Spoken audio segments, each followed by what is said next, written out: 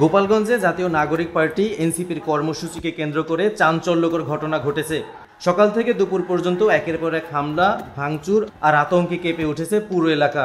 সকাল 9:30টার দিকে গোপালগঞ্জের উলপুর দুর্গাপুর সড়কে পুলিশের একটি গাড়িতে হামলার ঘটনা ঘটে। ভাঙচুরের পর সেই গাড়িতে আগুন ধরিয়ে দেওয়া হয়। এতে পুলিশ ইনচার্জ ও 2 কনস্টেবল আহত হয়েছেন।